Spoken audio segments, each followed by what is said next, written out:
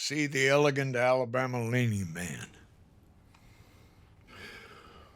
Back home, they say he grew that way before he tried to stand. He's got the look of a legend about him, which he wears like an old hat. He don't fight it, but he won't fake it either. And he sure as hell is not going to chase it. There stands a kid from East Hill, born in 42 near the shoals of the Singing River. He's a writer, picker, movie actor, man of mystery. He's a walking contradiction, partly truth, partly fiction.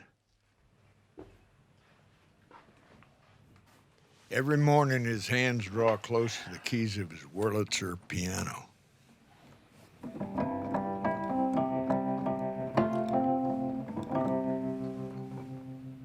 A certain kind of songwriter, maybe an endangered species, dedicated to the art and in it for the love. He's always had the best seat in the house, keeping the soul that holds our music together. I've only seen him run twice. The truth is, I've never seen him run. And I don't believe he's ever run. Okay. He promised God he'd quit if Ray Charles cut one of his songs, but thankfully, Donnie Fritts doesn't keep every promise.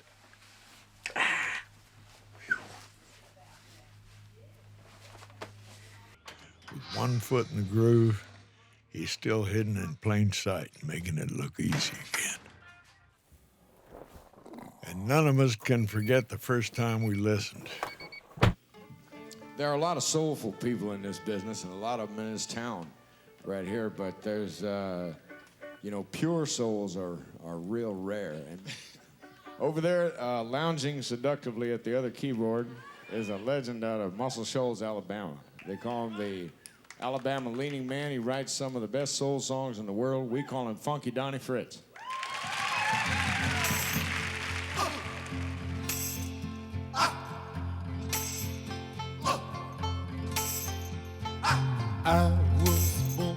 But he was Funky Donnie Fritts to me. I mean, even before he was Funky Donnie Fritts.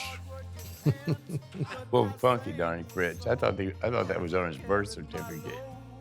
You know, I didn't know that was a nickname. First reason is because he's real funky, and his mama probably named him Funky Donnie Fritts when he hit the ground.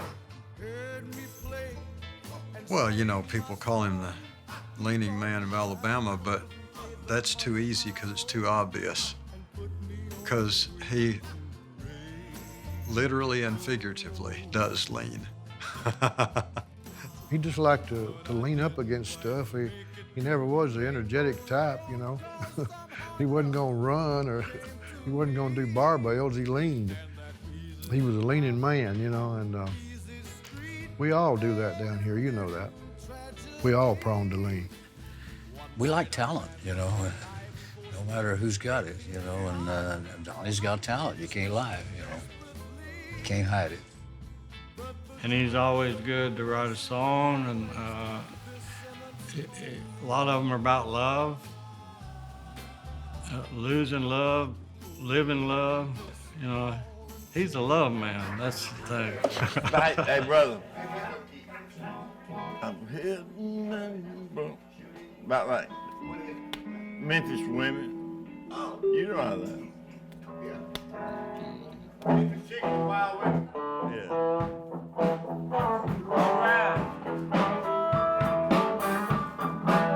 When I'm heading in the Memphis, Tennessee, one place in this world I can get something to eat.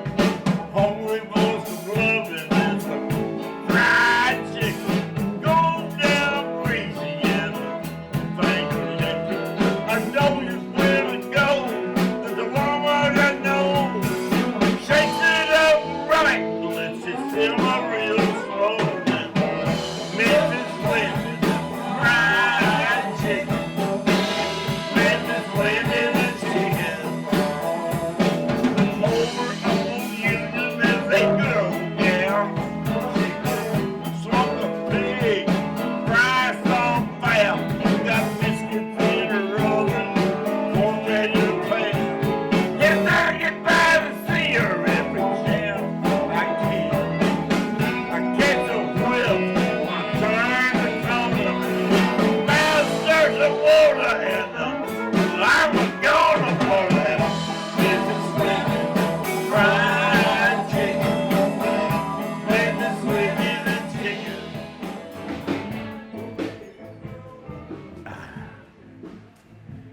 Hi, babies.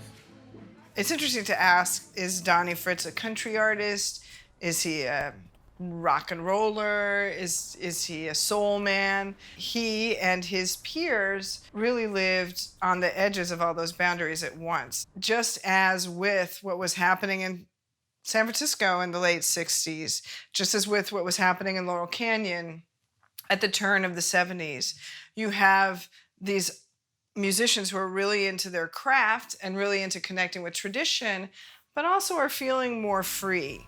They're feeling more personally free, and that leads to them feeling more artistically free. Just every afternoon at Combine, one would start 4 or 5, and inside Bob's office, there'd just be a big circle of people. Dan Penn, Spooner, Donnie, Kris, Mickey Newberry, and I don't know that anyone stuck out any more than anyone else, which was the cool thing about it, you know what I'm saying? First time I met Donnie Fritts, I was really young and green behind the ears. I felt like I knew Donnie from long ago somewhere, you know, either that or he walked out of a Walt Disney movie or something, you know. It's like when you see a character in a movie and you just feel really close to that one character, you know, as the plot develops. Usually it's not the main, you know, person in the film. It's a character actor, you know, and that's where Donnie's a living, walking character actor, you know. This phone, man, is crazy.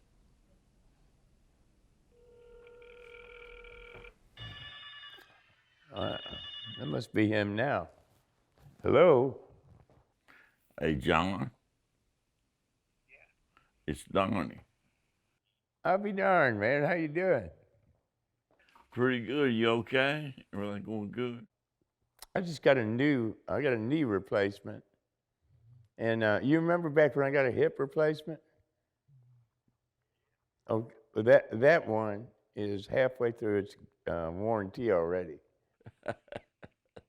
Hey, it's worth the wait, brother, I'll tell you that. Do you remember when I got that hip? You were down in Birmingham. You were waiting on a new kidney, and Albinetta had just had a quadruple heart bypass. And somebody asked me what I was doing, and I said, my new hip and Al's new heart are going to drive to Birmingham to see Donnie Fritts' new kidney. We will have these moments to remember. That's great. Well, look, buddy, we're looking forward to seeing you Monday, and be careful out there. And I love you, brother. You know I love you, Donnie Fritts. Okay. You take care. Bye. Well, he played me some songs, and they were beautiful. I loved the songs. I thought these are beautiful songs. He should record these, and he deserves a good hearing for these songs. And then I thought, okay, well, what's the frame for these songs? And what I thought was, oh, John Paul's down there doing that now, down in Muscle Shoals. He's down there getting back into it. And it just seemed like there's a story that makes sense. The last thing that I wanted to do was make a record with Donnie Fritts. We met each other at possibly the most perfect and the worst time. Donnie was talking to T-Bone Burnett about making a record. I think they'd been talking about it for a while. Donnie called me, he said, T-Bone thinks you should produce my next record. And I couldn't even say anything. And he said, and I think so too. I said, I'm very flattered, but I've never made a record. I've never produced a record. And I said, Donnie, we barely know each other. He said, yeah, but you're the guy. The thing about Donnie's voice is that he sings 100% from his soul. There's just like the very, very short chord from his heart to his vocal cords. And Nothing gets in the way in between the two. Fame is fleeting, and the stars they keep falling. We used to have people with, scars on their voice, cigarettes in their pocket and stuff like that. Now we've all cleaned up now. His keyboard and his voice go together. So he plays for himself. His voice, you got to study it. For him, it's all about songs. He didn't even talk in terms of records, performances, anything else. It's always songs. That's what he's always talking about. And he loves to do it. It's not a job to him. It's a privilege. The music that Donnie's making, it comes from his heart, he's writing about things that he cares about and singing about them in a way that you can tell that he means what he's saying. And it really taught me, listening to music that those folks make and songs that they wrote, it taught me that songwriters' main goal and main purpose is to pay attention. You don't have to be floral, you don't have to write something that reminds you of the poetry they made you read in high school, because people like Prine and Kristofferson and Donnie, these people write songs that they come out fully formed in your mind in a way that it sounds like they've been around forever. We know songs and have heard songs that nobody else had heard yet to write, even now. So with this new album, they're gonna get to really hear the late at night piano and the funky Donnie Fritts laid in there on them chords. I'm older than him, so your daddies and your daughters, your sons and your mothers. Oh, remember life's over before it. Donnie has this really magnetic draw to him. There's a gravity there that you can't help but be pulled into the importance of what Donnie does. Thank goodness for the fact that he's still creating and wants to be heard. It's all about who he is at this very moment. And in my opinion, the best music that's ever come out of him is coming out of him right now.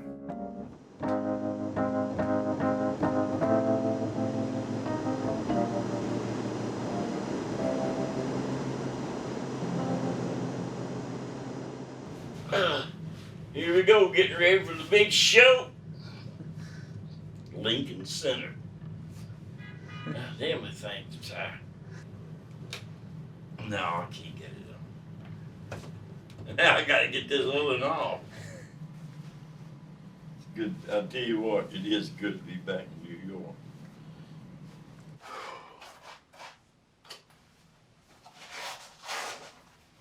Take my brush with me. What are you hoping that people hear out of this new record and the new songs you're playing? Well, just being able to do an album at 72 years old. It's been a dream come true, man. A dream I thought would never happen again. I got very special songs on it. They're special to me. So all I hope I can get them, I hope they're special to everybody else. Traveling down two different roads, trying hard to leave a load. We take it there, but we can't let go. It's so hard to lay it down. Hiding me, Hannah, confide in me. Don't you think it's time to be all the things all you tried to be? You and me should lay it down. We'll speak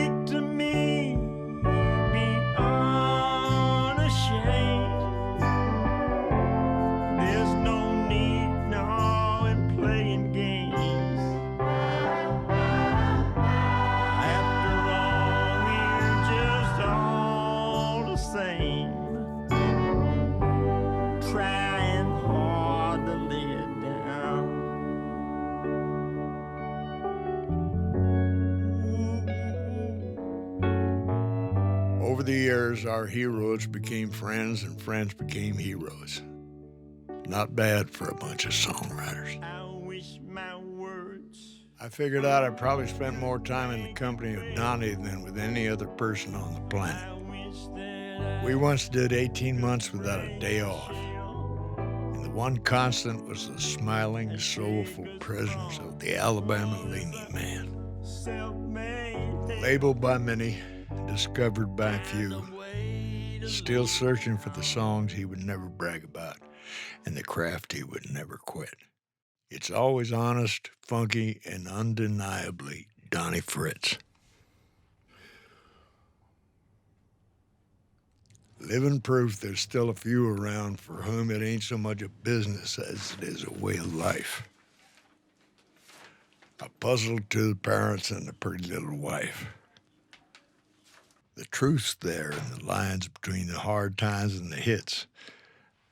And you'll find them in the friendly face of funky Donnie Fritts.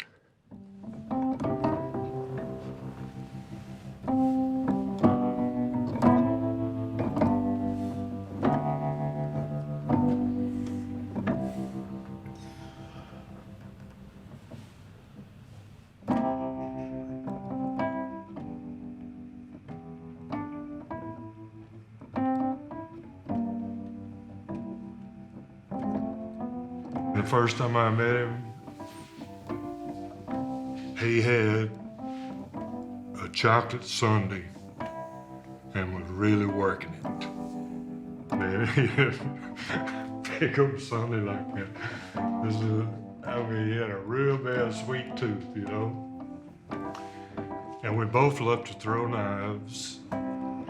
You know, I really wish some rich guy from Hollywood would call you and me up and say, I gotta have the two of you for a movie, and like have it all written out, and then send us big checks, and we go hang out together for 2 months in some remote spot, and and rehearse our lines together in a trailer and write songs. It'd be cool if we wore guns. We were playing that one night with Kris. Yeah. For the good time. Yeah. Oh, that song. And I fell asleep. They never let me live that one down. So how do you expect the audience to care when one of my band members is asleep?